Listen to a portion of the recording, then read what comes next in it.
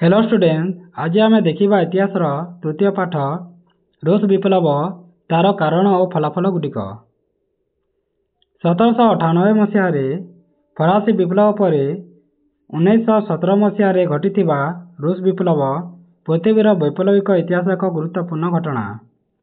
फरासी विप्लव सारा विश्व को मुक्ति, साम्य और मैत्रीर वार्ता देता बेले रूस विप्लव साम्यवाद, समाजवाद और समतार वार्ता प्रसारित बा प्रसारण करिथिला। रूस विप्लव पृथ्वीर अनेक देश में सामाजिक और अर्थनैतिक क्षेत्र में व्यापक परिवर्तन आनिबारे सहायता करथिला। निम्नोक्त कारण गुड़िक यही विप्लव पर दायी होइथिला। आमे गोटे गोटे करी देखिबा। प्रथम देखिबा स्वेच्छाचारी शासन। रूसिया रे शासनर समस्त क्षमता जार बा रूसियार सम्राट हाथ में केन्द्रीभूत होइथिला।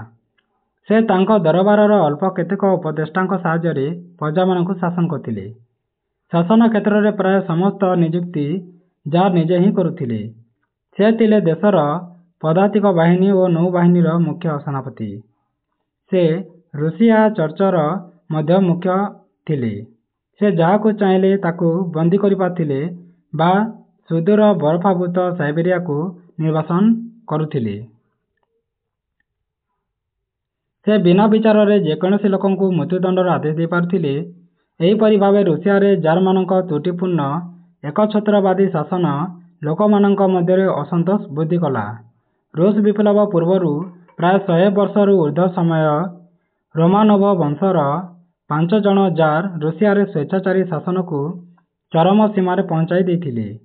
जार प्रथमे अलेक्जेंडर 1801 रु 1825 प्रतिक्रियाशील नीति परिवर्तन करथिले। जार प्रथम निकोलास जड़े अत्याचारी शासक थिले एवं प्रगतिशील चिंताधारार घोर विरोधी थिले। जार द्वितीय अलेक्जेंडर दासत्व और कृषिभूत प्रथा उच्छेद और सांविधानिक संस्कार भली केतेक उदार नीति अवलंबन करथिले सुधा राजत्वर शेष भाग में दमनमूलक नीति प्रवर्तन करी जड़े अततायी द्वारा निहत होइथिले। रूसिया रे 450 लाख अर्थात जनसंख्यार प्राय अर्धेक भाग कृषिभूत बा सर्प थिले।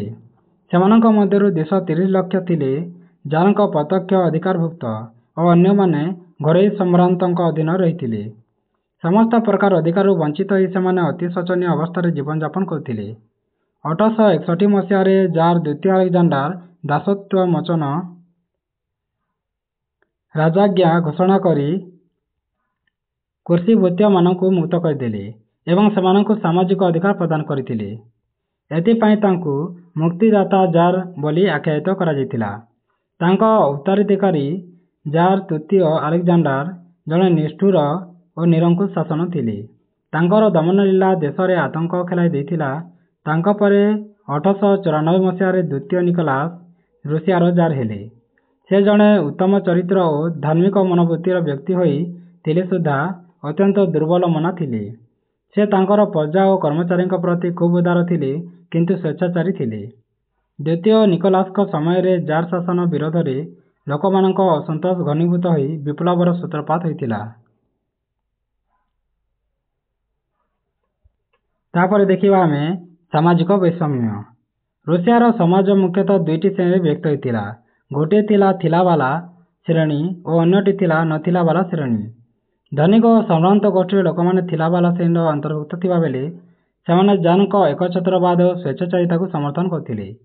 सेमाने शासनर प्राय समस्त पदपदवी अधिकार करथिले और देशर समस्त जमीर मालिक थिले। सेमाने समस्त प्रकार सुविधा सुजोग और प्रभुत्व क्षमता उपभोग करथिले। नथिला वाला श्रेणी थिले कृषक और श्रमिक। सेमाने धनिक गोष्ठी लोकंक अमानुषिक व्यवहार अतिष्ठ होइथिले। रूसिया रे दासत्व प्रथा उच्छेद होई जाइतिले सुधा गरीब मानक सामाजिक व्यवस्था किसी उल्लेखनीय परिवर्तन होई नथिला। श्रमिक माने सहर रे अति अस्वास्थ्यकर परिवेश मध्य छोट छोट घरे रहुथिले। सेमानक मध्यरु अधिकांश वोदका नामक एक देशीय निशाकाई पानीय प्रति आसक्त थिले। तेमे जानिछ कि वोदका होइछि गहम जातीय एक शस्यरु विशोधन करा जाई सेतिरु प्रस्तुत करा जाउथिबा एक सुरासार। अस्वास्थ्यकर परिवेश, କ୍ଷୁଧା ଓ ନିଶାଦ୍ରବ୍ୟ ସେବନର ଅଭ୍ୟାସ ଫଳରେ ଅନେକ ରୋଗାକ୍ରାନ୍ତ ହୋଇ ଅକାଳରେ ମୃତ୍ୟୁବରଣ କରୁଥିଲେ।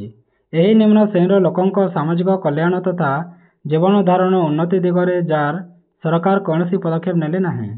ରୁଷିଆର ସାମାଜିକ ବୈଷମ୍ୟ ଲୋକମାନଙ୍କ ମଧ୍ୟରେ ଶ୍ରେଣୀ ସଂଘର୍ଷର ମନୋଭାବ ସୃଷ୍ଟି କଲା ଓ ଦେଶର ସାମାଜିକ ବ୍ୟବସ୍ଥାରେ ବିପ୍ଳବ ମାଧ୍ୟମରେ ଏକ ପୂର୍ଣ୍ଣାଙ୍ଗ ପରିବର୍ତ୍ତନ ଆଣିବା ପାଇଁ ନିମ୍ନ ଶ୍ରେଣୀର ଲୋକମାନେ ସଂକଳ୍ପ ନେଇଥିଲେ। ତାପରେ ଆମେ ଦେଖିବା ଅର୍ଥନୈତିକ ଅସମାନତା। ସାମାଜିକ ବୈଷମ୍ୟ ହେତୁ ରୁଷବାସୀ ମଧ୍ୟରେ ଅର୍ଥନୈତିକ ଅସମାନତା ଦେଖାଦେଲା। କିଛି ଲୋକ ଅତ୍ୟନ୍ତ ଧନୀ ଓ ବିଭବଶାଳୀ ହୋଇଥିବା ବେଳେ ଅଧିକାଂଶ ଲୋକ ଗରିବ ଓ ସର୍ବହରା ହୋଇ ରହିଥିଲେ। ଏ ପ୍ରକାର ଅସମାନତା ଶୋଷକ ଓ ଶୋଷିତ ଶ୍ରେଣୀ ସୃଷ୍ଟି ହେଲା। ସମ୍ଭ୍ରାନ୍ତ ଓ ପୁଞ୍ଜିବାଦୀମାନେ କୃଷକ ଓ ଶ୍ରମିକମାନଙ୍କୁ ଶୋଷଣ କରି ନିଜେ ବିଳାସ ବ୍ୟସନରେ କାଳ କାଟୁଥିଲେ। 1861 ମସିହାରେ ଜାର୍ ଦ୍ୱିତୀୟ ଆଲେକ୍ଜାଣ୍ଡାର କୃଷିଭୃତ୍ୟ ପ୍ରଥା ଉଚ୍ଛେଦ କରିବା ସତ୍ତ୍ୱେ କୃଷକମାନଙ୍କ ଅର୍ଥନୈତିକ ଅବସ୍ଥାରେ ବିଶେଷ ଉନ୍ନତି ହୋଇନଥିଲା। କେତେକ ପ୍ରତ୍ୟକ୍ଷ କର ସହିତ ଜମି ବାବଦ ଅର୍ଥ ସରକାରଙ୍କୁ ଦେବା ଦ୍ୱାରା ସେମାନଙ୍କ ଆର୍ଥିକ ଅବସ୍ଥା ଦୁର୍ବଳ ହୋଇପଡ଼ିଲା। ଚାଷ ଜମିର ଆବଣ୍ଟନ ଠିକ୍ ଭାବେ ନ ହେବାରୁ ବହୁ ଲୋକ ଭୂମିହୀନ ହୋଇଗଲେ। ସେମାନେ ସର୍ବଦା ବା ପ୍ରୋଲେତାରିଏଟ୍ ଭାବେ ପରିଚିତ ହେଲେ। ତାପରେ ଆମେ ଦେଖିବା 4. ଶିଳ୍ପ ବିପ୍ଳବର ପ୍ରଭାବ। ଶିଳ୍ପ ବିପ୍ଳବର ପରିଣାମ ସ୍ୱରୂପ ରୁଷିଆର ପ୍ରାୟ ସମସ୍ତ ସହରରେ ବହୁ ସଂଖ୍ୟାରେ କଳକାରଖାନା ଓ ନୂତନ ଶିଳ୍ପାନୁଷ୍ଠାନ ମାନ ପ୍ରତିଷ୍ଠିତ ହେଲା। ଶ୍ରମିକମାନଙ୍କ ସଂଖ୍ୟା ବହୁ ପରିମାଣରେ ବୃଦ୍ଧି ପାଇଲା। ସ୍ୱଳ୍ପ ମଜୁରୀରେ ସେମାନଙ୍କଠାରୁ ଅଧିକ ଶ୍ରମ ଆଦାୟ କରାଗଲା। ଦେଶର ଉତ୍ପାଦିତ ବୃଦ୍ଧି ପାଇଲା ଏବଂ ରୁଷିଆର ଅର୍ଥନୀତି ଓ ଶିଳ୍ପ କ୍ଷେତ୍ରରେ ଅଗ୍ରଗତି ଘଟିଥିଲା। କିନ୍ତୁ ଶ୍ରମିକମାନଙ୍କ ଜୀବନ ଧାରଣ କୌଣସି ଉନ୍ନତି ହେଲା ନାହିଁ। କେତେକ ଶିଳ୍ପ ଓ କାରଖାନାରେ ଅଳ୍ପ ସମୟରେ ଅଧିକ ଉତ୍ପାଦନ କରିବା ପାଇଁ ଉତ୍ପାଦନ ପଦ୍ଧତିରେ ନୂତନ ଯନ୍ତ୍ରପାତିର ବ୍ୟବହାର ହେଲା। ଫଳରେ ଅନେକ ଶ୍ରମିକ କାର୍ଯ୍ୟରୁ ଛଟେଇ ହେଲେ। ଛଟେଇ ହୋଇଥିବା ଶ୍ରମିକମାନଙ୍କ ଅବସ୍ଥା ଶୋଚନୀୟ ହେବାରୁ ସେମାନେ ଅଳ୍ପ ପାରିଶ୍ରମିକରେ ଅଧିକ କାମ କରିବା ପାଇଁ ବାଧ୍ୟ ହୋଇଥିଲେ। ସାମାନ୍ୟ ମଜୁରୀରେ ପରିବାର ପୋଷଣ ସମ୍ଭବ ନ ହେବାରୁ ସେମାନେ ନିଜର ସ୍ତ୍ରୀ ଓ ପିଲାମାନଙ୍କୁ ମଧ୍ୟ ଶ୍ରମିକ ଭାବେ କାର୍ଯ୍ୟରେ ଲଗାଇଲେ। ପୁଞ୍ଜିପତି ଓ ଶ୍ରମିକମାନଙ୍କ ମଧ୍ୟରେ ଥିବା ସମ୍ପର୍କ ଖରାପ ହେଲା। ଏଭଳି ପରିସ୍ଥିତିରେ ଶ୍ରମିକମାନେ ନିଜର ସଂଘ ଗଠନ କରି ସେମାନଙ୍କ ସମସ୍ୟା ଓ ତାର ସମାଧାନ ପନ୍ଥା ଆଲୋଚନା କଲେ ଏବଂ ରୁଷିଆର ଶିଳ୍ପ କ୍ଷେତ୍ରରେ ଏକ ବୈପ୍ଳବିକ ପରିବର୍ତ୍ତନ ଆଣିବା ପାଇଁ ନିଷ୍ପତ୍ତି ନେଇଥିଲେ। ତାପରେ ଆମେ ଦେଖିବା ବୈଦିକ ଚେତନା। ପାଶ୍ଚାତ୍ୟ ୟୁରୋପର ଉଦାର ରାଜନୈତିକ ଚିନ୍ତାଧାରା ରୁଷିଆର ଶିକ୍ଷିତ ମଧ୍ୟବିତ୍ତ ଶ୍ରେଣୀକୁ ଗଭୀର ଭାବେ ପ୍ରଭାବିତ କରିଥିଲା। ରୁଷିଆର ପ୍ରଗତିଶୀଳ ମତବାଦଗୁଡ଼ିକର ପ୍ରଚାରରେ ଜାର୍‌ଙ୍କ ପ୍ରତିଦ୍ୱନ୍ଦ୍ୱକ ସତ୍ତ୍ୱେ ଅନେକ ପାଶ୍ଚାତ୍ୟ ସାହିତ୍ୟ ରୁଷ ଭାଷାରେ ଅନୁଦିତ ହୋଇ ଶିକ୍ଷିତ ଲୋକଙ୍କ ଦ୍ୱାରା ପଠିତ ହେଲା। ଏହାଛଡ଼ା ଲିଓ ଟଲଷ୍ଟୟ, ଦସ୍ତୋଭେସ୍କି, ମାକ୍ସିମ୍ ଗୋର୍କି, ଲାଭରୋଭ୍ ଆଦି ଚିନ୍ତାଶୀଳ ଲେଖକଙ୍କ ରଚନା ଶିକ୍ଷିତ ରୁଷବାସୀଙ୍କ ଉପରେ ବିଶେଷ ପ୍ରଭାବ ପକାଇଥିଲା। କିନ୍ତୁ ରୁଷବାସୀ ସବୁଠାରୁ ବେଶୀ ପ୍ରଭାବିତ ହୋଇଥିଲେ ଜର୍ମାନୀର ଜନ୍ମିତ ମହାନ ଚିନ୍ତାନାୟକ କାର୍ଲ ମାର୍କ୍ସଙ୍କ ଆଦର୍ଶବାଦରେ। ବନ୍ଧୁ ଫ୍ରେଡେରିକ୍ ଏଞ୍ଜେଲ୍ସଙ୍କ ସହିତ ମିଶି 1848 ମସିହାରେ ତାଙ୍କର ବୈପ୍ଳବିକ ଚିନ୍ତାଧାରା ସମ୍ବଳିତ ପ୍ରସିଦ୍ଧ ପୁସ୍ତିକା କମ୍ୟୁନିଷ୍ଟ ମ୍ୟାନିଫେଷ୍ଟୋ ପ୍ରକାଶ କରିଥିଲେ। ଏହି ପୁସ୍ତକରେ ସେ ମାନବ ଜାତିର ଶୋଷକ ଓ ଶୋଷିତ ବା ପୁଞ୍ଜିପତି ଓ ସର୍ବହରା ଶ୍ରେଣୀରେ ବିଭାଜନ ଏବଂ ସମାଜରେ ହେଉଥିବା ଅବିରତ ଶ୍ରେଣୀ ସଂଘର୍ଷ ସମ୍ପର୍କରେ ଆଲୋଚନା କରିଛନ୍ତି। ମାର୍କ୍ସଙ୍କ ମତ ଅନୁସାରେ ଦେଶର ଜମି ଓ କଳକାରଖାନା ତଥା ଅନ୍ୟାନ୍ୟ ଉତ୍ପାଦନ ସମ୍ପଦର ମାଲିକ ହେଉଛି ସମାଜ ବା ରାଷ୍ଟ୍ର। କୃଷକ ଓ ଶ୍ରମିକଙ୍କ ଝାଳବୁହା ପରିଶ୍ରମରେ ଉତ୍ପାଦିତ ସମ୍ପତ୍ତିକୁ ପୁଞ୍ଜିପତିମାନେ ଉପଭୋଗ କରନ୍ତି ଏବଂ ସମାଜରେ ଧନିକ ଓ ଦରିଦ୍ର ଶ୍ରେଣୀ ସୃଷ୍ଟି କରନ୍ତି। ଏହି ଶୋଷଣ ଓ ବୈଷମ୍ୟ ବିରୋଧରେ ବିପ୍ଳବ କରିବା ପାଇଁ କାର୍ଲ ମାର୍କ୍ସ ପ୍ରୋଲେତାରିଏଟ୍ ବା ସର୍ବହରାମାନଙ୍କୁ ଆହ୍ୱାନ ଦେଇଥିଲେ।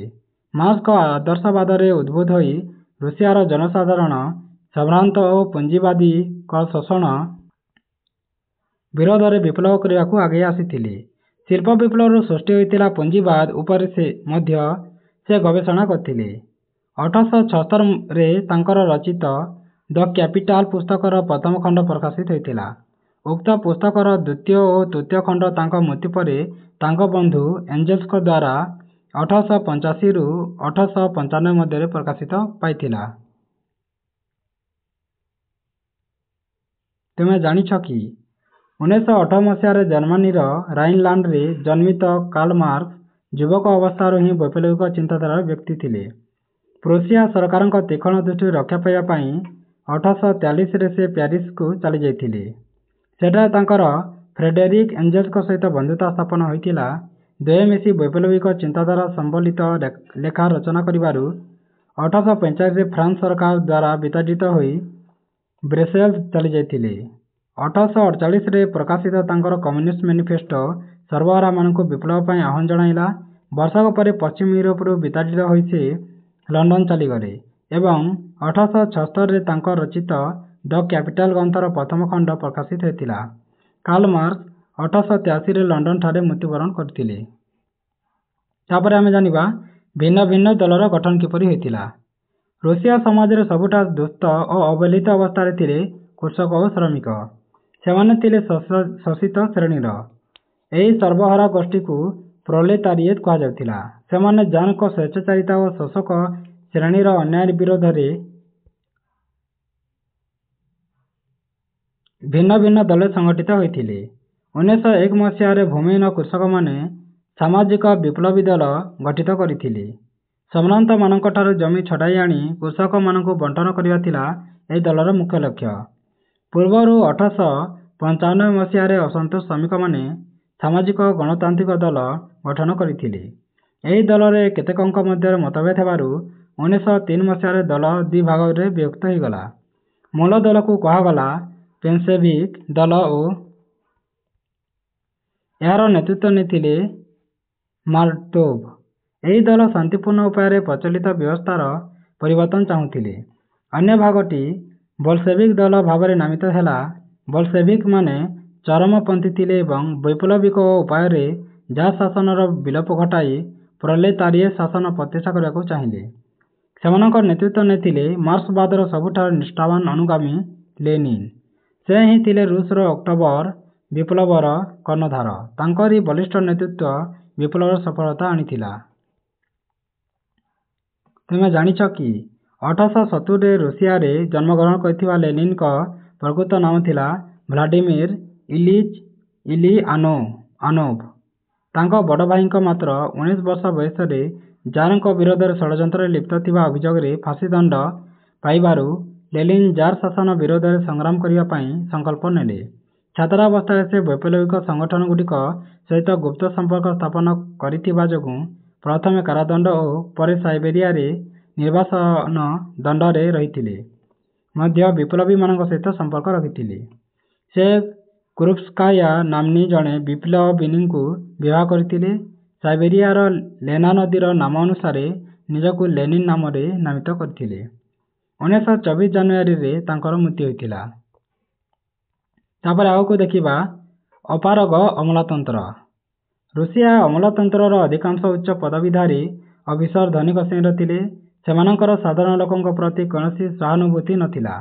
ସେମାନେ ଗରିବ ଲୋକଙ୍କୁ ଶୋଷଣ କରୁଥିଲେ। ସେମାନେ କେବଳ ଜାରଙ୍କ ପାଇଁ କାମ କରୁଥିଲେ। ଶାସନରେ ସେମାନଙ୍କର ଦକ୍ଷତା ନଥିଲା।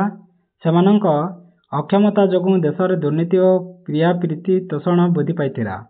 ଲୋକମାନଙ୍କ ମଧ୍ୟରେ ଏହା ବିରକ୍ତି, ଅସନ୍ତୋଷ ଓ ହତାଶ ଭାବ ସୃଷ୍ଟି କଲା। ସମଗ୍ର ଦେଶରେ ଅଶାନ୍ତି ଓ ଅରାଜକତା ବ୍ୟାପି ଯାଇଥିଲା। ରୁଷବାସୀ ଶାସନରେ ଏକ ଆମୂଳଚୂଳ ପରିବର୍ତ୍ତନ ଆଣିବା ପାଇଁ ବଦ୍ଧପରିକର ହୋଇଥିଲେ। ତାପରେ ଆମେ ଦେଖିବା ନିରୁତ୍ସାହିତ ସୈନ୍ୟବାହିନୀ।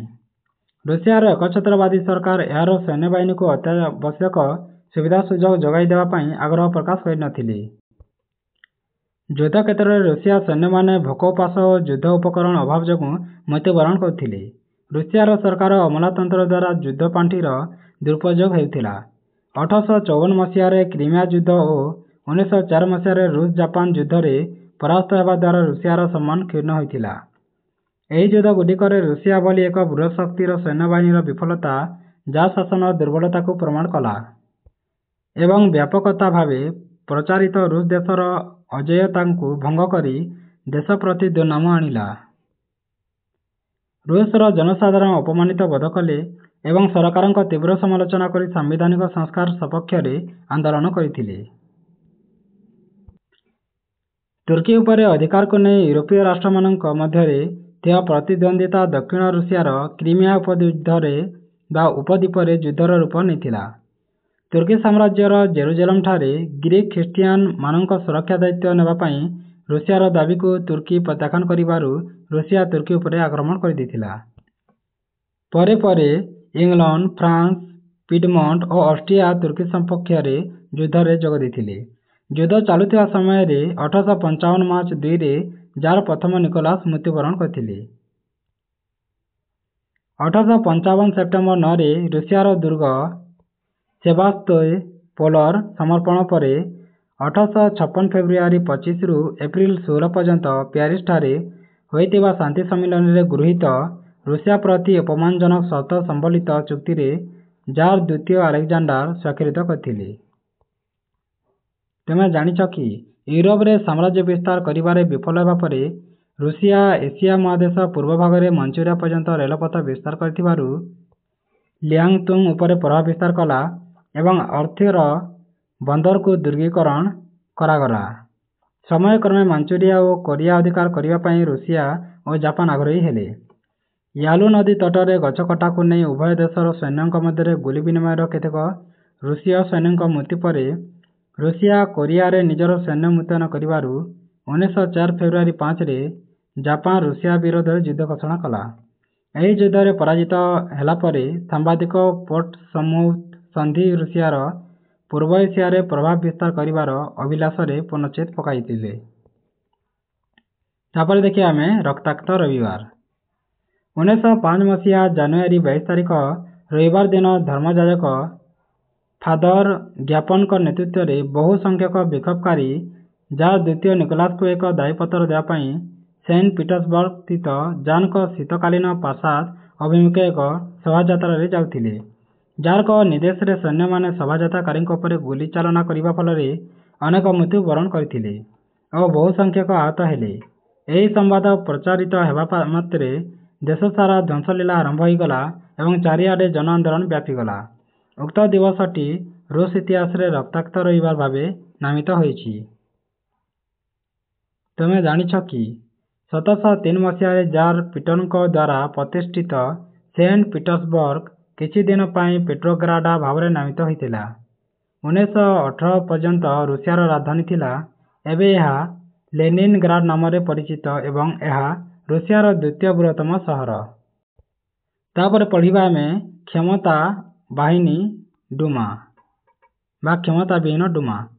ବ୍ୟାପକ ଜନ ଆନ୍ଦୋଳନ ଆଗରେ ମୁଣ୍ଡ ନୁଆଁଇ 1905 ଅଗଷ୍ଟ ମାସରେ ଜାର୍ ଦ୍ୱିତୀୟ ନିକୋଲାସ ଆଇନ ପ୍ରଣୟନ କରିବା କ୍ଷମତା ନ ପାଇ କେବଳ ପରାମର୍ଶ ଦେବା ପାଇଁ ଏକ ନିର୍ବାଚିତ ସଂସଦ ବା ଡୁମା ଆହ୍ୱାନ କରିବାକୁ ଆଦେଶ ଜାରି କଲେ। ଏଥିରେ ସନ୍ତୁଷ୍ଟ ନ ହୋଇ ରୁଷବାସୀ ଦେଶବ୍ୟାପୀ ଆନ୍ଦୋଳନ କଲେ। ବାଧ୍ୟ ହୋଇ ଜାର୍ ସେହି ବର୍ଷ ଅକ୍ଟୋବର 30 ତାରିଖରେ ଏକ ଇସ୍ତାହାର ଘୋଷଣା କରିଥିଲେ।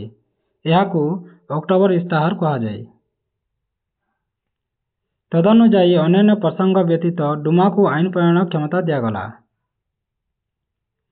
1906 ମସିହା ମେ ମାସ 6 ତାରିଖରେ ଦ୍ୱିତୀୟ ନିକୋଲାସଙ୍କ ପ୍ରଥମ ଡୁମା ମହାସମାରୋହରେ ଉଦ୍ଘାଟିତ ହେଲା, କିନ୍ତୁ ଡୁମା ହାତରେ ପ୍ରକୃତ କ୍ଷମତା ନଥିଲା।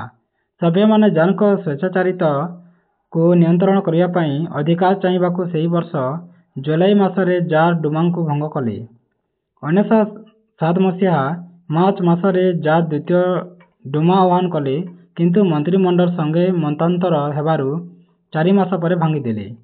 ଭୋଟଦାତାଙ୍କ ସଂଖ୍ୟା ହ୍ରାସ କରି ଜାର୍ ଦ୍ୱିତୀୟ ଡୁମା ନିର୍ବାଚିତ କରାଇଲେ। ଏହାର ସଭ୍ୟମାନେ ଜାର୍ଙ୍କ ନିର୍ଦ୍ଦେଶ ଅନୁଯାୟୀ କାମ କରିବାରୁ ଏହା 5 ବର୍ଷ ଧରି 1912 ମସିହା ପର୍ଯ୍ୟନ୍ତ ତିଷ୍ଠି ରହିଥିଲା। କିନ୍ତୁ 1912 ମସିହାରେ ଗଠିତ ଚତୁର୍ଥ ଡୁମା ସଦସ୍ୟମାନେ ଅତ୍ୟନ୍ତ ରକ୍ଷଣଶୀଳ ଥିଲେ ଏବଂ ଜାର୍ଙ୍କ କ୍ରୀଡ଼ନକ ଭାବେ କାର୍ଯ୍ୟ କଲେ।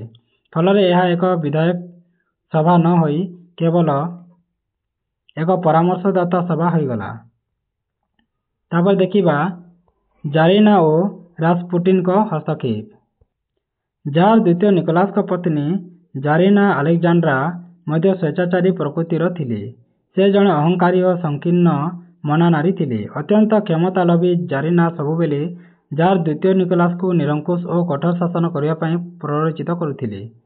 ପରବର୍ତ୍ତୀ ସମୟରେ ଅନ୍ଧବିଶ୍ୱାସର ଶିକାର ହୋଇ ଜାରିନା ଜଣେ ଭଣ୍ଡ ସନ୍ନ୍ୟାସୀଙ୍କ ପୁତଳିକା ସଦୃଶ ହୋଇଥିଲେ। ତାଙ୍କ ନାମ ଥିଲା ଗ୍ରିଗୋରୀ ଏଫିମୋଚିଭ୍, କିନ୍ତୁ ସେ ରାସ୍ପୁଟିନ୍ ନାମରେ ପରିଚିତ ଥିଲେ। ଜାରିନାଙ୍କ ଜରିଆରେ ରାସ୍ପୁଟିନ୍ ଜାର୍ ଏବଂ ତାଙ୍କ ଶାସନ ଉପରେ ଅଖଣ୍ଡ ପ୍ରଭାବ ବିସ୍ତାର କଲେ। ରାଜନୀତି ସମ୍ବନ୍ଧରେ ସମ୍ପୂର୍ଣ୍ଣ ଅଜ୍ଞ ଥାଇ ମଧ୍ୟ ସେ ସମସ୍ତ ରାଜକାର୍ଯ୍ୟରେ ହସ୍ତକ୍ଷେପ କଲେ ଯେ ସେ ଯାହାକୁ ଚାହିଁଲେ ତାଙ୍କୁ ଉଚ୍ଚ ପଦବୀରେ ରଖି ପାରୁଥିଲେ। ତାଙ୍କର ଉପଦେଶ ଅନୁସାରେ ଜାର୍ ଅନେକ ଦକ୍ଷ ଓ ଯୋଗ୍ୟ ମନ୍ତ୍ରୀମାନଙ୍କୁ ବହିଷ୍କାର କଲେ। ମନ୍ତ୍ରିମଣ୍ଡଳରେ ପ୍ରାୟତଃ ରାସ୍ପୁଟିନ୍ଙ୍କ ଚାଟୁକାରୀମାନେ ନିଯୁକ୍ତି ପାଇଥିଲେ। ପ୍ରକାରାନ୍ତରେ ରୁଷରୁ ରାସ୍ପୁଟିନ୍ ଶାସନ କଲେ। ତାଙ୍କର ପ୍ରଭାବ ସାରା ଦେଶ ଦୁର୍ନୀତି ଓ ବିଭ୍ରାନ୍ତର ବାତାବରଣ ସୃଷ୍ଟି କଲା, ଫଳରେ ଜନସାଧାରଣ ରାଜପରିବାର ପ୍ରତି ଅସନ୍ତୁଷ୍ଟ ହେଲେ ଏବଂ ଦେଶର ଶାସନ ବ୍ୟବସ୍ଥାକୁ ପରିବର୍ତ୍ତନ କରିବା ପାଇଁ ସଂକଳ୍ପ ନେଲେ। ତୁମେ ଜାଣିଛ କି ରୁଷିଆରେ ଶାସନର ପ୍ରତ୍ୟେକ କାର୍ଯ୍ୟରେ ରାସ୍ପୁଟିନ୍ଙ୍କ ହସ୍ତକ୍ଷେପ ଜନସାଧାରଣଙ୍କ ବ୍ୟତୀତ ଜାର୍‌ଙ୍କ ଅନୁଗତମାନଙ୍କୁ ମଧ୍ୟ ଅତିଷ୍ଠ କରିଦେଲା, ଫଳରେ ସେମାନେ ତାଙ୍କୁ ହତ୍ୟା କରିବା ପାଇଁ ଷଡ଼ଯନ୍ତ୍ର କଲେ। 1916 ଡିସେମ୍ବରରେ ରାଜକୁମାର ୟୁସୁଭୋଭ୍‌ଙ୍କ ନେତୃତ୍ୱରେ କେତେକ ସମ୍ଭ୍ରାନ୍ତ ବ୍ୟକ୍ତି ରାସ୍ପୁଟିନ୍‌ଙ୍କୁ ଏକ ନୈଶଭୋଜୀକୁ ନିୟନ୍ତ୍ରିତ କରି ସେଠାରେ ତାଙ୍କୁ ଗୁଳି କରି ହତ୍ୟା କଲେ ଏବଂ ତାଙ୍କ ମରଶରୀରକୁ ନେଭା ନଦୀର ଅତ୍ୟନ୍ତ ଶୀତଳ ପାଣି ମଧ୍ୟକୁ ନିକ୍ଷେପ କରିଦେଇଥିଲେ। ତାପରେ ଆମେ ଜାଣିବା ବିଶ୍ୱଯୁଦ୍ଧରେ ରୁଷିଆର ପରାଜୟ କିପରି ହୋଇଥିଲା।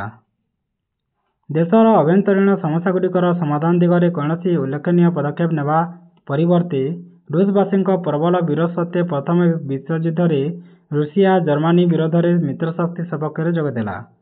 ଯୁଦ୍ଧ ପାଇଁ ଜର୍ମାନୀ ତୁଳନାରେ ରୁଷିଆର ପ୍ରସ୍ତୁତି ଯଥେଷ୍ଟ ନଥିଲା। ତାଛଡ଼ା ରୁଷୀୟ ସୈନ୍ୟମାନେ ନିରୁତ୍ସାହିତ ଥିଲେ ଏବଂ ସେମାନଙ୍କ ମନୋବଳ ଦୃଢ଼ ନଥିଲା, ଫଳରେ ଯୁଦ୍ଧ ଆରମ୍ଭରୁ ହିଁ ରୁଷିଆ ପରାଜୟ ବରଣ କରିବାରେ ଲାଗିଲା। ବହୁ ସଂଖ୍ୟକ ରୁଷୀୟ ସୈନ୍ୟ ପ୍ରାଣ ହରାଇଲେ ଓ ବନ୍ଦୀ ହେଲେ। ରୁଷୀୟ ସୈନ୍ୟବାହିନୀ କେନ୍ଦ୍ର ଶକ୍ତିର ସୈନ୍ୟବାହିନୀର ସମ୍ମୁଖୀନ ହେବା ପରେ ସକ୍ଷମ ହେଲେ। ପରାଜୟର ଅପମାନ ସାଙ୍ଗକୁ ଯୁଦ୍ଧ ଯୋଗୁଁ ରୁଷିଆର ଆର୍ଥିକ ଅବସ୍ଥାର ଅବନତି ହେବାକୁ ଲାଗିଲା। ଏହା ଅସନ୍ତୁଷ୍ଟ ଜନତାଙ୍କୁ ଜାର୍‌ଙ୍କ ବିରୋଧରେ ବିପ୍ଳବ କରିବା ପାଇଁ ଉତ୍ତେଜିତ କରିଥିଲା। ତାପରେ ଆମେ ଦେଖିବା ବିପ୍ଳବର ସୂତ୍ରପାତ କିପରି ହୋଇଥିଲା। ବିଭିନ୍ନ କାରଣରୁ ଉପୁଜିଥିବା ଜନଅସନ୍ତୋଷ ପୁଞ୍ଜୀଭୂତ ହୋଇ ଏକ ବିପ୍ଳବ କରିବା ସପକ୍ଷରେ ରୁଷିଆରେ ଜନମତ ସୃଷ୍ଟି ହେଲା। ଖାଦ୍ୟଶସ୍ୟ, ପୋଷାକ, ଜାଳେଣୀ ପ୍ରଭୃତି ଦୈନନ୍ଦିନ ଆବଶ୍ୟକତାର ଅଭାବ ବିପ୍ଳବର ଅସୁ କାରଣ ହୋଇଥିଲା। ବଜାରରେ ଜିନିଷପତ୍ରର ଘୋର ଅଭାବ ଯୋଗୁଁ ଦରଦାମ ବହୁ ପରିମାଣରେ ବୃଦ୍ଧି ପାଇଲା। ଗରିବ ଲୋକମାନେ ଅତି ଦୁଃଖ କଷ୍ଟରେ ଜୀବନ ଅତିବାହିତ କଲେ। ସେମାନଙ୍କ ଦୃଢ଼ ବିଶ୍ୱାସ ଥିଲା ଯେ ଦେଶରେ କୌଣସି ଜିନିଷର ଅଭାବ ନଥିଲା, କିନ୍ତୁ ଅତ୍ୟଧିକ ଲାଭ ଉଠାଇବା ପାଇଁ ଲୋଭୀ ପୁଞ୍ଜିପତିମାନେ ସେଗୁଡ଼ିକ ଲୁଚାଇ ରଖିଥିଲେ। ରୁଷିଆର ଅରାଜକତା ଓ ବିଶୃଙ୍ଖଳତା ପରିସ୍ଥିତି ପାଇଁ ଜାର୍ ଦ୍ୱିତୀୟ ନିକୋଲାସ୍ ଉଦାସୀନ ଥିଲେ। ବଜାରରେ ଜିନିଷପତ୍ରର ଅଭାବ ଦୂର କରିବା ପାଇଁ ସେ କୌଣସି ପଦକ୍ଷେପ ନେଲେ ନାହିଁ। ଲୋକମାନେ ସେମାନଙ୍କ ଏଭଳି ଦୁର୍ଦ୍ଦଶା ପାଇଁ ଜାର୍‌ଙ୍କୁ ଦାୟୀ କଲେ ଏବଂ ବିପ୍ଳବର ପନ୍ଥା ଗ୍ରହଣ କରିଥିଲେ। ତାପରେ ଆମେ ଦେଖିବା ପ୍ରଥମ ପର୍ଯ୍ୟାୟ ବା ଫେବୃଆରୀ ବିପ୍ଳବ। 1917 ମସିହା ମାର୍ଚ୍ଚ ମାସ 8 ତାରିଖରେ ପ୍ରାୟ 1 ଲକ୍ଷ ଲୋକ ପେଟ୍ରୋଗ୍ରାଡ୍ ସହରରେ ରାସ୍ତାଘାଟରେ ବିକ୍ଷୋଭ ପ୍ରଦର୍ଶନ କଲେ। ଏହି ବିକ୍ଷୋଭରେ ହଜାର ହଜାର ସଂଖ୍ୟାରେ ମହିଳାମାନେ ମଧ୍ୟ ଯୋଗ ଦେଲେ। ବିକ୍ଷୋଭକାରୀମାନେ ଜାର୍ ଓ ଅମଲାତନ୍ତ୍ର କର୍ମଚାରୀଙ୍କ ବିରୋଧରେ ସ୍ଲୋଗାନ ଦେଲେ, ସରକାରୀ ଗୃହ ଓ କାର୍ଯ୍ୟାଳୟଗୁଡ଼ିକୁ ଘେରାଉ କଲେ ଏବଂ ବିଭିନ୍ନ ସ୍ଥାନରେ ଭଙ୍ଗାରୁଜା କଲେ। ସାଂଘାତିକ ଖାଦ୍ୟ ସମସ୍ୟା ଯୋଗୁଁ ପାଉଁରୁଟି ଭାଟିଗୁଡ଼ିକ ଉପରେ ଚଢ଼ଉ କଲେ। ଜାର୍ ତାଙ୍କର ସାମରିକ ବାହିନୀକୁ ବିକ୍ଷୁବ୍ଧ ଜନତାଙ୍କ ଉପରକୁ ଗୁଳି ଚଳାଇବାକୁ ନିର୍ଦ୍ଦେଶ ଦେଲେ, କିନ୍ତୁ ସେମାନେ ଜାର୍‌ଙ୍କ ନିର୍ଦ୍ଦେଶକୁ ମାନିଲେ ନାହିଁ। ଅପରନ୍ତୁ ସେମାନେ ବିକ୍ଷୋଭକାରୀଙ୍କ ସହିତ ଯୋଗ ଦେଲେ। ସମଗ୍ର ଦେଶରେ ଆନ୍ଦୋଳନ ବ୍ୟାପିଲା। ମାର୍ଚ୍ଚ ମାସ 10 ତାରିଖରେ ଜାର୍ ଡୁମାଙ୍କୁ ଭଙ୍ଗ କଲେ। ଡୁମାର ସଦସ୍ୟମାନେ ଜାର୍‌ଙ୍କ ବିରୋଧରେ ବିଦ୍ରୋହ କରିବା ପାଇଁ ଜାଗ୍ରତ ହେଲେ ଏବଂ ଏକ କାମଚଳା ସରକାର ଗଠନ କରିବା ପାଇଁ ଘୋଷଣା କଲେ। ସେହିଦିନ ସନ୍ଧ୍ୟାରେ ସୈନ୍ୟବାହିନୀ ଓ ଆନ୍ଦୋଳନକାରୀ ସେମାନଙ୍କ ପ୍ରତିନିଧିମାନଙ୍କୁ ନେଇ ସୋଭିଏତ୍ ବା ଶାସନ ପରିଚାଳନା ପରିଷଦ ଗଠନ କଲେ। ବିପ୍ଳବୀମାନେ ବଳପୂର୍ବକ ଜାର୍ ଓ ତାଙ୍କ ସରକାରଙ୍କ କ୍ଷମତାକୁ ହଟାଇ ମାର୍ଚ୍ଚ ମାସ 12 ତାରିଖରେ ଏକ କାମଚଳା ସରକାର ପ୍ରତିଷ୍ଠା କଲେ ଏବଂ ଜାର୍‌ଙ୍କୁ ରୁଷିଆର ରାଜଗଦି ତ୍ୟାଗ କରିବା ପାଇଁ ବାଧ୍ୟ କଲେ। ବିପ୍ଳବୀ ଓ ଜାର୍‌ଙ୍କ ଅନୁଗତ ସାମରିକ କର୍ମଚାରୀଙ୍କ ମଧ୍ୟରେ ତୁମୁଳ ଲଢ଼େଇ ହେଲା। ବିପ୍ଳବୀମାନେ ସଫଳ ହେଲେ। ମାର୍ଚ୍ଚ ମାସ 15 ତାରିଖରେ ଜାର୍ ଦ୍ୱିତୀୟ ନିକୋଲାସ୍ ରାଜଗଦି ତ୍ୟାଗ କରିବାକୁ ବାଧ୍ୟ ହୋଇଥିଲେ। ଏହିପରି ଭାବେ ରୁଷିଆରେ 300 ବର୍ଷରୁ ଉର୍ଦ୍ଧ୍ୱ ଶାସନ କରୁଥିବା ରୋମାନୋଭ ରାଜବଂଶର ରାଜତ୍ୱର ଅନ୍ତ ଘଟିଲା। ଏହା ଥିଲା 1917 ମସିହାର ଫେବୃଆରୀ ବିପ୍ଳବ। ତୁମେ ଜାଣିଛ କି ସେ ସମୟରେ ପ୍ରଚଳିତ କ୍ୟାଲେଣ୍ଡର ଅନୁଯାୟୀ ମାର୍ଚ୍ଚ 12 ତାରିଖଟି ଫେବୃଆରୀ 27 ତାରିଖ ଥିଲା। ତେଣୁ ଏହାକୁ ଫେବୃଆରୀ ବିପ୍ଳବ କୁହାଯାଏ। ପରବର୍ତ୍ତୀ କ୍ୟାଲେଣ୍ଡର ଉକ୍ତ ଦିବସଟି ମାର୍ଚ୍ଚ ମାସର ଅନ୍ତର୍ଭୁକ୍ତ ହେବାରୁ କେହି କେହି ଏହାକୁ ମାର୍ଚ୍ଚ ବିପ୍ଳବ ମଧ୍ୟ କହିଥାନ୍ତି। ତାପରେ ଦେଖିବା ଆମେ କାମଚଳା ସରକାର କିପରି କରିଥିଲେ। ବିପ୍ଳବର ସୂତ୍ରପାତରେ କୃଷକ, ଶ୍ରମିକ ଓ ଗରିବ ଜନସାଧାରଣ ମୁଖ୍ୟ ଭୂମିକା ଗ୍ରହଣ କରିଥିଲେ, କିନ୍ତୁ ରୁଷିଆର ଶାସନ କ୍ଷମତା ମଧ୍ୟବିତ୍ତ ଶ୍ରେଣୀର ହସ୍ତରେ ନ୍ୟସ୍ତ ହେଲା। କାମଚଳା ସରକାର ରୁଷିଆର 3ଟି ଦଳର ଏକ ମିଳିତ ସରକାର ଥିଲା। ପ୍ରିନ୍ସ ଲୋଭୋଭ ଏହି ସରକାରର ମୁଖ୍ୟ ଥିଲେ। ନୂତନ ସରକାରଙ୍କର ସାମ୍ବିଧାନିକ କାର୍ଯ୍ୟକାରିତା ଉପରେ ବିଶ୍ୱାସ ଥିଲା ଏବଂ କ୍ଷମତାକୁ ଆସିବା ପରେ ଏହି ସରକାର ସଙ୍ଗେ ସଙ୍ଗେ କେତେକ ଗୁରୁତ୍ୱପୂର୍ଣ୍ଣ ସଂସ୍କାର ଘୋଷଣା କଲେ। ନାଗରିକଙ୍କୁ ନିଜର ମତ ବ୍ୟକ୍ତ କରିବା ପାଇଁ ଓ ସଂଘ ଗଠନ କରିବା ପାଇଁ ସ୍ୱାଧୀନତା ଦିଆଗଲା। ଧର୍ମ ଓ ସମ୍ବାଦପତ୍ର ସ୍ୱାଧୀନତା ଦିଆଗଲା। ସମସ୍ତ ରାଜନୀତି ବନ୍ଦୀଙ୍କୁ ମୁକ୍ତ କରାଗଲା ଓ ନିର୍ବାସନ ଦଣ୍ଡ ଭୋଗୁଥିବା ବିପ୍ଳବୀମାନଙ୍କୁ ରୁଷିଆକୁ ଫେରି ଆସିବା ପାଇଁ ଅନୁମତି ଦିଆଗଲା। ବିନା ତଦନ୍ତରେ କାହାରିକୁ ବନ୍ଦୀ କରିବା ନିଷେଧ ହେଲା। ଏକ ନୂତନ ସମ୍ବିଧାନ ସଭା ଗଠନ ପାଇଁ ଘୋଷଣା କରାଗଲା। ପ୍ରାପ୍ତ ବୟସ୍କ ଭୋଟଦାନ ଅଧିକାର ପ୍ରଥା ଘୋଷଣା କରାଗଲା। ଯେଉଁମାନଙ୍କୁ ପୁନର୍ବାର ସେମାନଙ୍କ ରାଜନୈତିକ, ସାମାଜିକ ଓ ସାମରିକ ଅଧିକାର ଦିଆଗଲା। ଫିନଲାଣ୍ଡର ସାମ୍ବିଧାନିକ ଅଧିକାରକୁ ପୂର୍ବାବସ୍ଥାକୁ ଫେରାଇ ଆଣିବା ଓ ପୋଲାଣ୍ଡକୁ ସ୍ୱୟଂଶାସନ ଅଧିକାର ପ୍ରଦାନ ପାଇଁ ଘୋଷଣା କରାଗଲା।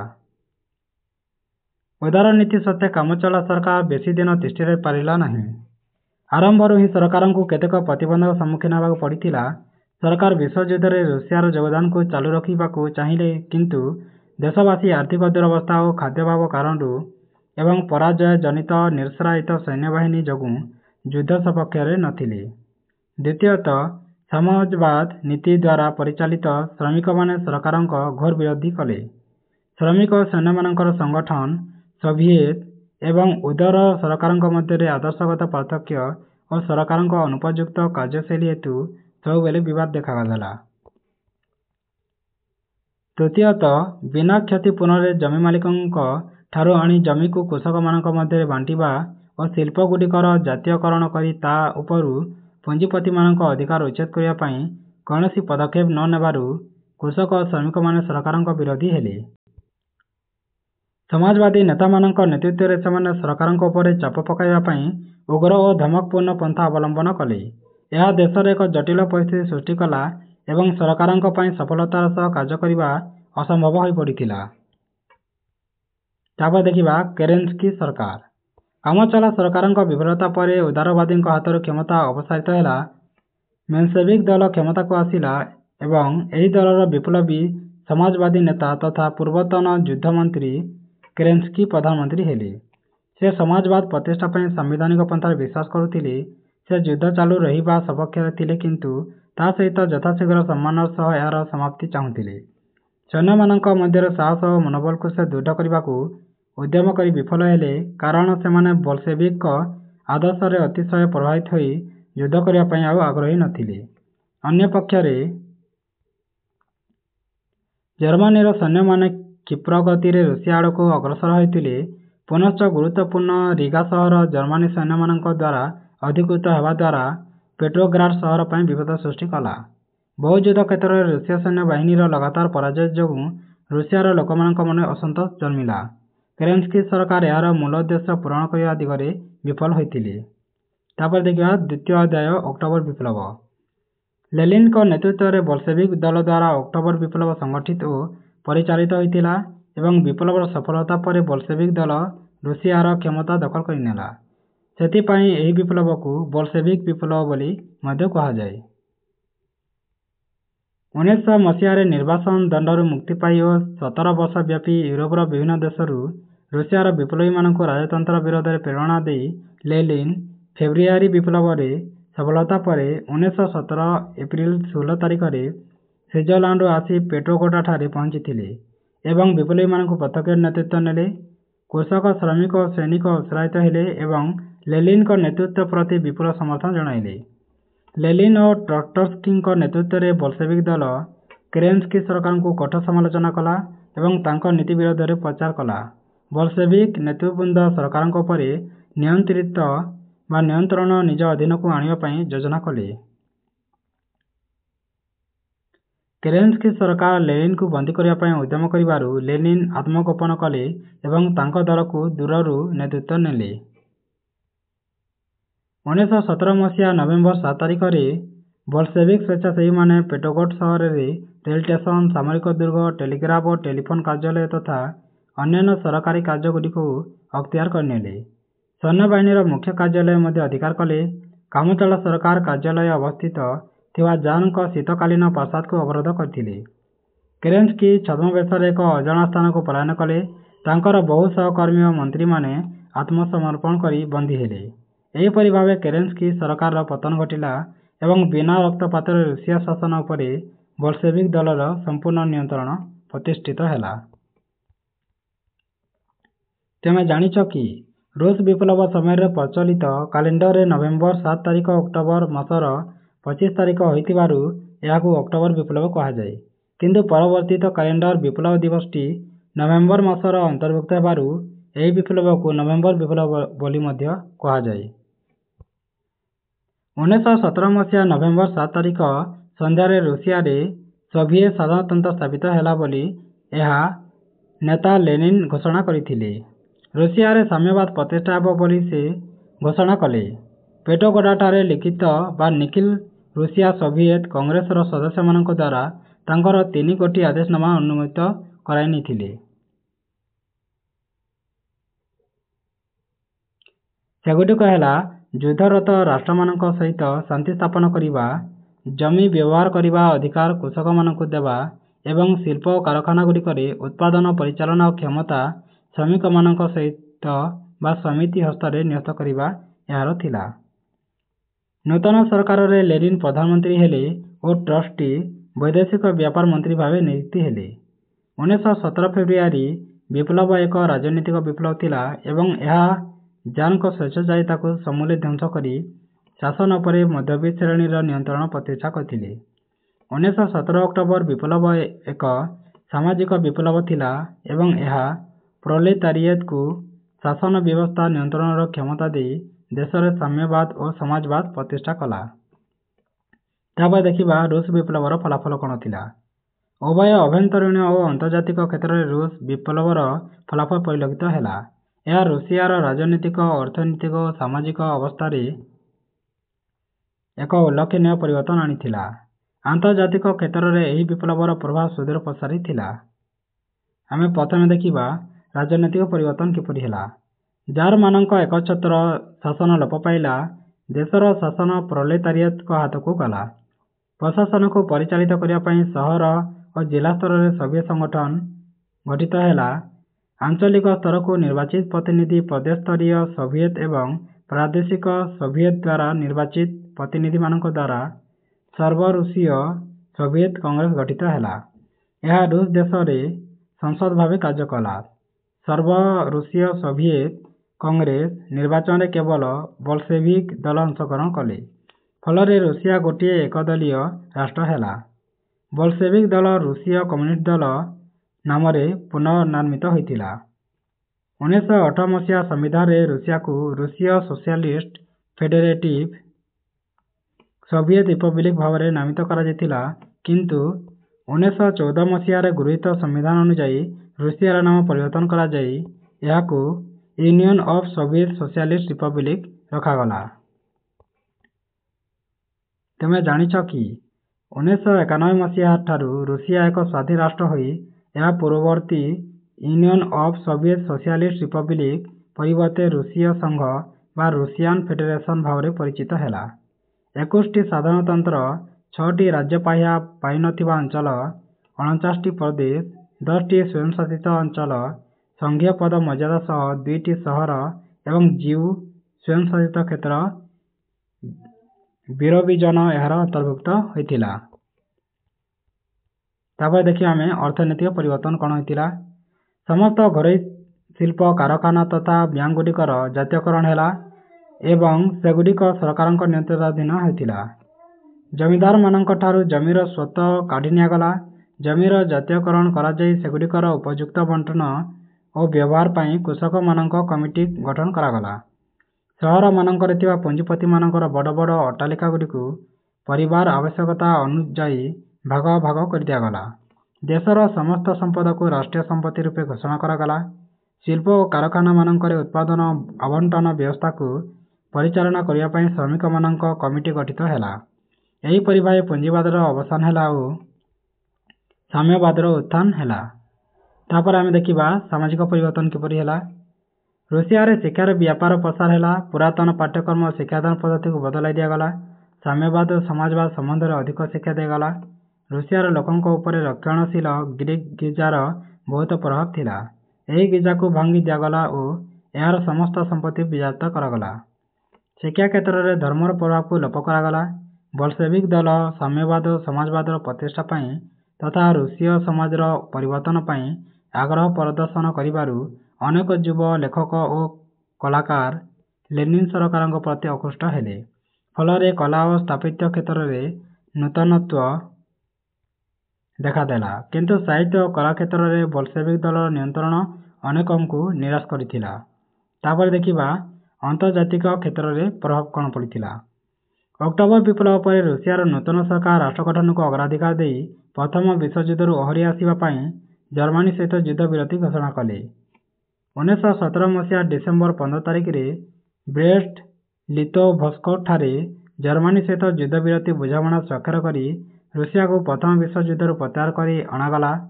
ପରେ 1918 ମସିହା ମାର୍ଚ୍ଚ ମାସ 3 ତାରିଖରେ ଲେନିନ୍ ଜର୍ମାନୀ ସହିତ ବ୍ରେଷ୍ଟ ଲିତୋଭ ସନ୍ଧି ସ୍ୱାକ୍ଷର କରିଥିଲେ।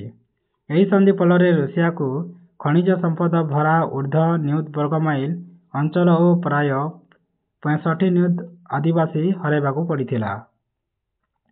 ଏହା ଏକ ଅପମାନଜନକ ସନ୍ଧି ହୋଇଥିଲେ ମଧ୍ୟ ସେ ସମୟରେ ଦୁର୍ବଳ ସାମରିକ ଶକ୍ତି ଓ ନିରୁତ୍ସାହିତ ସୈନ୍ୟବାହିନୀ ଏବଂ ଅକ୍ଟୋବର ବିପ୍ଳବର ଉଦ୍ଦେଶ୍ୟକୁ ଯଥାଶୀଘ୍ର କାର୍ଯ୍ୟକାରୀ କରିବାର ଆବଶ୍ୟକତା ଦୃଷ୍ଟିରୁ ଲେନିନ୍ ସରକାର ବାଧ୍ୟ ହୋଇ ଏହି ସନ୍ଧି ଗ୍ରହଣ କରିଥିଲେ। କମ୍ୟୁନିଷ୍ଟ ରୁଷିଆର ଉତ୍ଥାନ ଫଳରେ ଆଦର୍ଶଗତ ପାର୍ଥକ୍ୟ ଦୃଷ୍ଟିରୁ ଗଣତାନ୍ତ୍ରିକ ରାଷ୍ଟ୍ରଗୁଡ଼ିକ ଅସ୍ଥିର ହେଲେ। ରୁଷିଆ ସହିତ ଇଂଲଣ୍ଡ, ଫ୍ରାନ୍ସ, ଇଟାଲୀ ଓ ଯୁକ୍ତରାଷ୍ଟ୍ର ଆମେରିକା ଭଳି ଗଣତାନ୍ତ୍ରିକ ରାଷ୍ଟ୍ରମାନଙ୍କର ଆଦର୍ଶବାଦ କଲହର ସୂତ୍ରପାତ ହେଲା। ଅନେକ ଦେଶରେ ଦରିଦ୍ର ନିଷ୍ପେଷିତ ଜନସାଧାରଣ ସାମ୍ୟବାଦ ଓ ସାମାଜିକ ସମାନତା ପ୍ରତି ଆକୃଷ୍ଟ ହେଲେ। ସାରା ବିଶ୍ୱରେ ଶ୍ରମିକ ଶ୍ରେଣୀ ପାଇଁ ରୁଷ ବିପ୍ଳବ ପ୍ରେରଣା ଯୋଗାଇଲା ଓ ମାର୍କ୍ସବାଦ ସପକ୍ଷରେ ଆନ୍ଦୋଳିତ ହୋଇଥିଲା। ଶିଳ୍ପାୟିତ ରାଷ୍ଟ୍ରମାନଙ୍କରେ ଶ୍ରମିକ ଆନ୍ଦୋଳନ ଆରମ୍ଭ ହେଲା। ଅନେକ ସ୍ଥାନରେ ଶ୍ରମିକମାନେ କାରଖାନାଗୁଡ଼ିକର ପରିଚାଳନା କରଗତ କରିବାକୁ ଉଦ୍ୟମ କରିଥିଲେ। ପୋଲାଣ୍ଡ, ହଙ୍ଗେରୀ, ୟୁଗୋସ୍ଲୋଭାକିଆ, ଚୀନ, ଚେକୋସ୍ଲୋଭାକିଆ, ରୁମାନିଆ, ବୁଲଗେରିଆ ପ୍ରଭୃତି ଦେଶମାନଙ୍କରେ ସାମ୍ୟବାଦ ପ୍ରତିଷ୍ଠା ଲାଭ କରିପାରିଥିଲା। ପୁଞ୍ଜିବାଦୀ ରାଷ୍ଟ୍ରମାନଙ୍କରେ କମ୍ୟୁନିଷ୍ଟ ବିପ୍ଳବର ଭୟ ସଞ୍ଚାରିତ ହେଲା। ଅନେକ ଦେଶର ଚିନ୍ତାନାୟକମାନଙ୍କୁ ସୋଭିଏତ ଅର୍ଥନୀତି ଓ ସାମାଜିକ ବିପ୍ଳବର ଚିନ୍ତାଧାରା ପ୍ରଚଳିତ ବ୍ୟବସ୍ଥାର ପରିବର୍ତ୍ତନ ପାଇଁ ସମର୍ଥନ କରିବାକୁ ଉତ୍ସାହିତ କଲା। ପୁଞ୍ଜିବାଦୀମାନେ କମ୍ୟୁନିଷ୍ଟ ଆନ୍ଦୋଳନକୁ ବିଫଳ କରିବା ପାଇଁ ଗୋପନୀୟ ଭାବେ କାର୍ଯ୍ୟ କଲେ। ରୁଷିଆ କ୍ରମେ ଆନ୍ତର୍ଜାତିକ କ୍ଷେତ୍ରରେ ଅଧିକରୁ ଅଧିକତର କ୍ଷମତାଶାଳୀ ଓ ପ୍ରଭାବଶାଳୀ ହେଲା। ପ୍ରଥମ ବିଶ୍ୱଯୁଦ୍ଧ ପରେ ପାଶ୍ଚାତ୍ୟ ଗଣତନ୍ତ୍ର ଏବଂ ଇଟାଲୀ ଓ ଜର୍ମାନୀର ଯଥାକ୍ରମେ ଫାସିବାଦୀ ଓ ନାଜିବାଦ ସହିତ ପ୍ରତିଦ୍ୱନ୍ଦ୍ୱିତା କରିବା ପାଇଁ ରୁଷିଆର କମ୍ୟୁନିଷ୍ଟବାଦ ଆହ୍ୱାନ ଜଣାଇଥିଲା। ଦ୍ୱିତୀୟ ବିଶ୍ୱଯୁଦ୍ଧ ସମୟରେ ଫାସିବାଦ ଓ ନାଜିବାଦ ବିରୋଧରେ ହୋଇଥିବା ଲଢ଼େଇରେ ଗଣତାନ୍ତ୍ରିକ ରାଷ୍ଟ୍ରମାନେ ରୁଷିଆର ସାହାଯ୍ୟ ଲୋଡ଼ିଥିଲେ। ବିଶ୍ୱଯୁଦ୍ଧ ପରେ ଯୁକ୍ତରାଷ୍ଟ୍ର ଆମେରିକାର ସମକକ୍ଷ ହୋଇ ରୁଷିଆ ପୃଥିବୀର ଅନ୍ୟତମ ବୃହତ୍ ଶକ୍ତି ଭାବେ ବିବେଚିତ ହେଲା ଏବଂ ଆନ୍ତର୍ଜାତିକ ବ୍ୟାପାରରେ ଗୁରୁତ୍ୱପୂର୍ଣ୍ଣ ଭୂମିକା ଅଧିକାର କରିଥିଲା। ଏହିପରି ଭାବରେ ରୁଷ ବିପ୍ଳବ ଉଭୟ ଆଭ୍ୟନ୍ତରୀଣ ଓ ଆନ୍ତର୍ଜାତିକ କ୍ଷେତ୍ରରେ ଅନେକ ପରିବର୍ତ୍ତନ ଆଣିଥିଲା ଏବଂ କାର୍ଲ ମାର୍କ୍ସଙ୍କ ପ୍ରଣୀତ କମ୍ୟୁନିଷ୍ଟ ବାଦର ପ୍ରସାର କରି ବିଶ୍ୱ ରାଜନୀତି ଓ ଅର୍ଥନୀତିରେ ପୁଞ୍ଜିବାଦର ଏକଚାଟିଆ ଆଧିପତ୍ୟ ବିସ୍ତାରକୁ ପ୍ରତିରୋଧ କରିପାରିଥିଲା। ଯଦି ଏହି ଭିଡ଼ିଓଟି ତୁମମାନଙ୍କୁ ଭଲ ଲାଗିଥାଏ ତେବେ ତୁମ ସାଙ୍ଗମାନଙ୍କ ସହିତ ସେୟାର କରିବ। ଧନ୍ୟବାଦ।